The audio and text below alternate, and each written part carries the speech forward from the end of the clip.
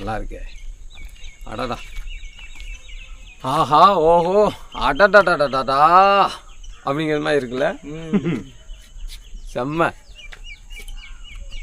மக்களே, நாங்கள் சிறப்பான ஒரு உயரமான இடத்துக்கு வந்துட்டோம். இந்த இடத்தோட வியூ பாயிண்ட் அவங்ககிட்ட நான் காட்டுறேன் பாருங்கள். நினச்ச மாதிரி அழகான ஒரு வீடியோ எடுக்கிறதுக்காக வந்தேன். அது கிட்டத்தட்ட நிறைவேறி விட்டதுன்னே சொல்லலாம்.